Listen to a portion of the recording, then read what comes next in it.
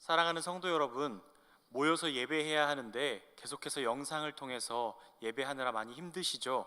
오늘도 스마트폰 앞에 또 영상 앞에서 예배하실 때 성령께서 우리 가운데 큰 은혜 주실 것을 믿습니다. 금요일과 수요일에 제 설교 순서가 돌아올 때마다 전 디모데 전서를 함께 나누고 있습니다. 지난 시간에 디모데전서 처음 시작을 했는데 디모데전서의 지난 시간 내용을 간단하게 요약해 보면 이렇습니다. 세상에서는 발견할 수 없는 믿음 안으로 들어와야만 발견할 수 있는 것 두 가지가 있는데 그것은 바로 하나님의 경륜과 또 하나님의 사랑입니다. 그래서 믿음 안에 있는 사람들은 하나님의 크신 계획을 볼 수 있게 되고 그것을 자랑하는 데 이용하지 않고 사랑하는 데 사용하게 됩니다. 이것이 지난 시간에 나눈 성도들이 믿음 안에서 살 때에 일어나는 일입니다. 그런데 문제가 생겼습니다. 몇몇 사람들이 하나님의 말씀인 율법을 악용하기 시작한 것입니다. 오늘 본문 7절을 보면 율법의 선생이 되려 하나 자기가 말하는 것이나 자기가 확증하는 것도 깨닫지 못하는도다 라고 말씀하고 있습니다. 율법을 아는 척하고 그것을 가르치려고 들지만 사실은 자신이 무슨 말을 하고 있는지도 모르는 그런 사람들이 등장하게 된 것입니다. 그런데 더 심각한 것은 이런 사람들 때문에 성도들 사이에 율법에 대한 나쁜 인식이 생겨나기 시작한 것입니다. 율법을 아는 척하는 사람들의 전유물 정도로 생각하게 되었고 세상에 말싸움하는 철학, 우월한 사람이 비천한 사람을 짓누르는 데 사용하는 것, 도저히 지킬 수 없는 것 정도로 인식하게 된 것입니다. 이러한 배경에서 바울은 디모데에게 율법이 무엇인지를 가르치고 있고 이것을 성도들에게 어떻게 적용해야 될지 말하고 있습니다. 바울은 율법에 대해서 뭐라고 말씀하고 있을까요? 8절과 9절을 보시면 율법은 사람이 그것을 적법하게만 쓰면 선한 것임을 우리가 아노라 라고 말씀하고 있습니다. 율법의 목적이 무엇인지만 잘 알고 쓴다면 그것은 선한 것이다 라고 말합니다. 그 당시에 사람들이 율법이 악한 것이다, 율법은 좋지 않은 것이다 라는 부정적인 생각이 있었기 때문에 바울은 그것을 바로잡고 있는 것입니다. 율법의 목적이 무엇인지 바르게만 알고 쓴다면 그것은 선한 것이라고 말씀하고 있는 것입니다. 그리고 이어서 말합니다. 알 것은 이것이니 율법은 옳은 사람을 위하여 세운 것이 아니요. 이 율법은 잘나고 도덕적이어서 율법을 잘 지키는 것처럼 보이는 사람들을 위해 말씀하신 것이 아니라고 말하는 것입니다. 그렇다면 율법은 누구를 위한 것입니까? 9절 하반절에 이렇게 율법을 말씀하신 대상에 대해서 말씀하고 있습니다. 그것은 누구냐면 오직 불법한 자와 복종하지 아니하는 자와 경건하지 아니한 자, 죄인과 거룩하지 아니한 자, 망령된 자와 아버지를 죽이는 자와 어머니를 죽이는 자와 살인하는 자며 10절에 이어서 말씀합니다. 음행하는 자, 남색하는 자, 인신매매를 하는 자, 거짓말하는 자, 거짓 맹세하는 자, 기타 바른 교훈을 거스르는 자를 위함이니 라고 말씀하고 있습니다. 이 두 절 안에 15가지의 죄 목록이 나오고 율법은 바로 그러한 사람들을 위해 존재하는 것이라고 말씀하고 있습니다. 여기서 중간 질문을 드리겠습니다. 한번 스스로 답해 보시기 바랍니다. 율법은, 이 하나님의 말씀인 율법은 나를 위한 것입니까? 그래도 불법한 자, 경건하지 않은 자, 거룩하지 않은 자라는 말을 듣는다면 이런 정도는 겸손한 척하면서 인정할 수 있습니다. 그런데 그 뒤에 나오는 죄들은 도저히 우리와 섞을 수 없는 더럽고 잔인하고 추악한 죄들 아닙니까?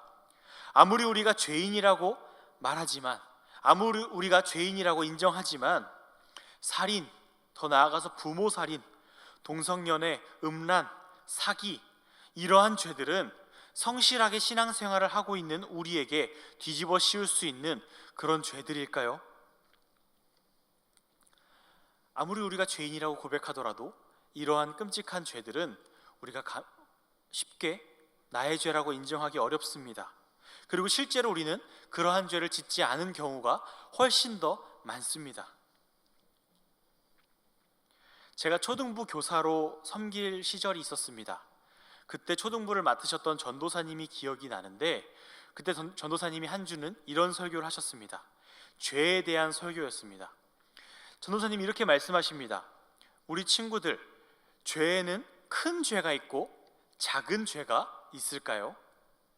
아이들은 그렇다고 대답했습니다. 전도사님은 이에 이어서 질문하셨어요. 그러면 큰 죄는 벌을 받아야 되고 작은 죄는 용서를 받을까요? 그러자 아이들은 선뜻 대답하지 못하고 머뭇거리기 시작했습니다. 그때 전도사님께서 맛있는 샌드위치 2개를 준비해 오셔서 꺼내서 아이들에게 보여주셨습니다.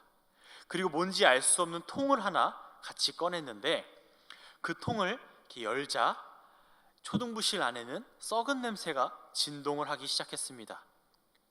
그 통 안에 있던 것은 일주일 동안 썩힌 달걀이었습니다. 이 전도사님께서는 샌드위치를 여시더니 한 개의 샌드위치에는 이 썩은 달걀을 듬뿍 넣으셔서 다시 빵을 덮으셨고, 또 다른 샌드위치를 여셔서는 그 썩은 달걀을 조금만 넣고 덮으셨습니다. 이 2개의 샌드위치가 지금 전도사님 손에 들려 있습니다. 그리고 전도사님은 다시 물으셨습니다. 썩은 달걀을 많이 넣은 샌드위치를 들고 물으십니다. 이 샌드위치 먹고 싶은 친구 있나요? 아이들은 소리를 지르고 기겁하고 난리가 났습니다. 막 재밌다는 듯이 웃으면서 이야기했지만 정말 그것을 먹고 싶은 친구는 한 명도 없었습니다. 그래서 전도사님이 달걀을 많이 넣은 샌드위치를 내려놓고 다른 썩은 달걀을 조금 넣은 샌드위치를 들고 다시 물으셨습니다. 그러면 이 샌드위치 먹고 싶은 친구 있나요? 그때도 이 앞에 있는 썩은 달걀을 많이 넣은 샌드위치보다는 냄새가 조금 덜할지 모르지만 이 두 번째 썩은 달걀을 조금 넣은 샌드위치를 먹고 싶은 사람도 아무도 없었습니다. 전도사님은 이 2개의 샌드위치를 다 내려놓고 이렇게 말씀을 마무리하셨습니다. 죄가 바로 이런 것이랍니다. 엄청 큰 죄도 있고 아주 작은 죄도 있습니다. 하지만 하나님 앞에서는 큰 죄가 있어도 우리가 하나님 앞에 나아갈 수 없고, 아주 작은 죄만 있어도 우리를 하나님께서는 받아주지 않으십니다 라고 말씀하셨습니다. 그렇습니다. 죄는 죄의 크기와 영향력도 중요하지만 아주 작은 죄라도 우리 자신을 하나님께 예배하기에 합당하지 않은 죄인으로 오염시키기에 충분합니다. 우리는 살인자는 아닐지도 모릅니다. 우리는 동성연애자는 아닐 수도 있습니다.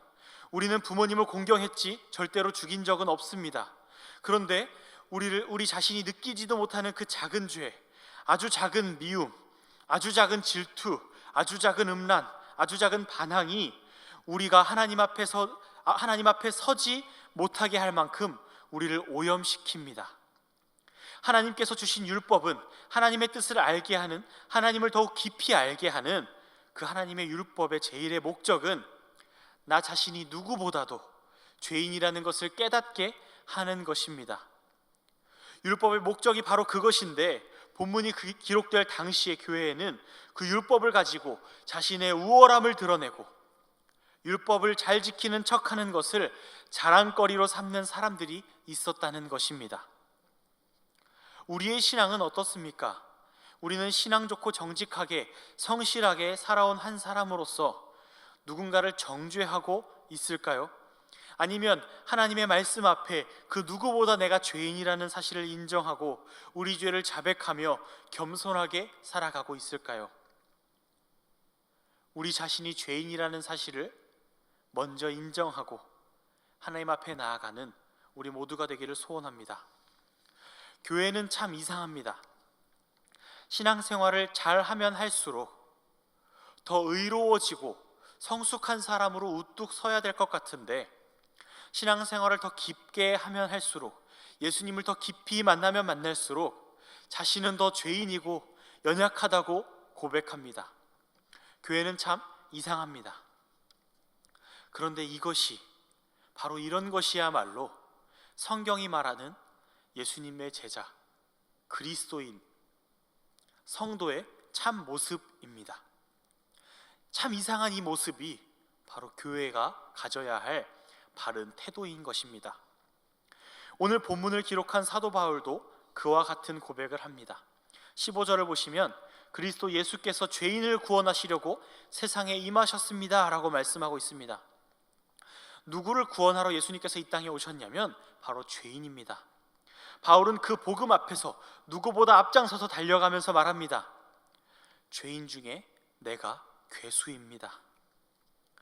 왜 그런 이야기를 했을까요? 그것은 하나님의 율법이 바로 죄인을 위한 것이기 때문입니다.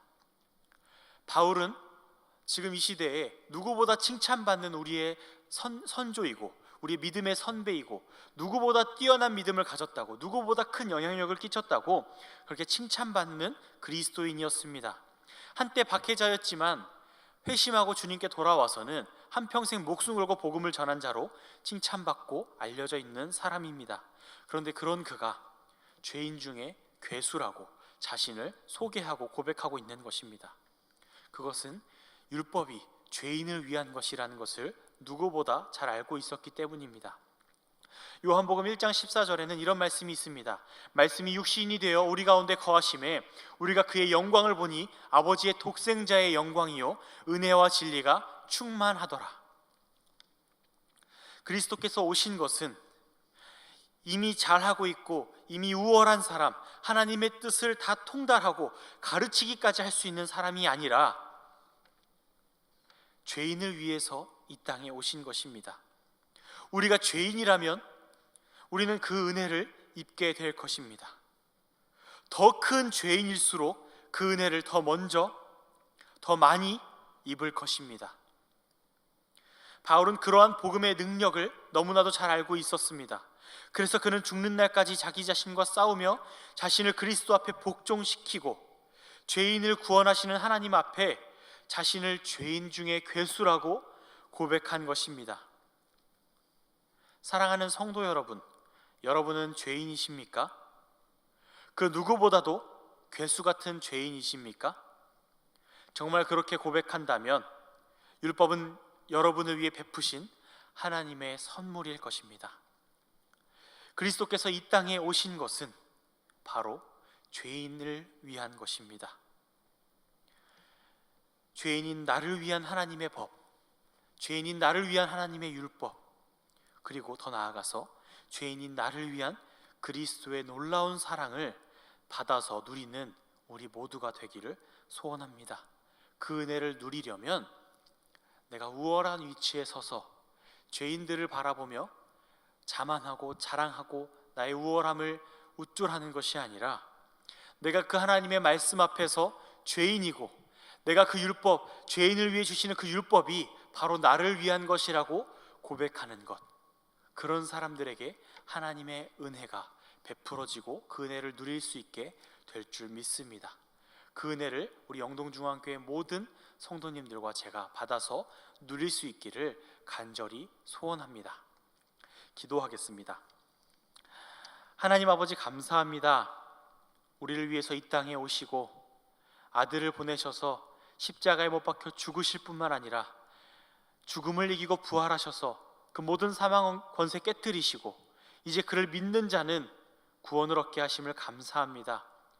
우리가 영동중앙교회라는 그 교회의 이름 앞에 모여서 예수 그리스도 안에 모여서 그 영생을 누리며 신앙생활하고 살아갈 수 있게 하심을 감사합니다.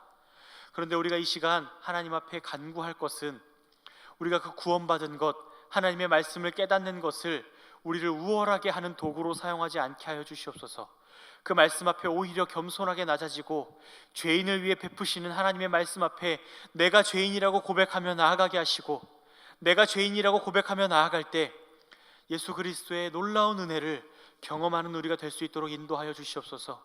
앞으로 살아가는 순간순간마다 단 한순간도 내가 의롭고 내가 뛰어난, 내가 우월한 존재라고 자만하지 않게 하시고 오히려 예수 그리스도의 십자가 앞에 겸손하게 철저하게 낮아지는 우리 모두가 될 수 있도록 주님 역사하여 주시옵소서. 주님, 낮아질 때 높여주시는 그 주님의 은혜를 바라보며 나아갑니다. 감사드리며 예수님의 이름으로 기도합니다. 아멘. 우리 시간 주기도문 하심으로 우리 수요 예배를 모두 마치겠습니다. 하늘에 계신 우리 아버지여, 이름이 거룩히 여김을 받으시오며 나라의 임하옵시며 뜻이 하늘에서 이룬 것 같이 땅에서도 이루어지이다. 오늘날 우리에게 일용할 양식을 주옵시고 우리가 우리에게 죄 지은 자를 사하여 준 것 같이 우리 죄를 사하여 주옵시고 우리를 시험에 들게 하지 마옵시고 다만 악에서 구하옵소서. 대개 나라와 권세와 영광이 아버지께 영원히 있사옵나이다. 아멘.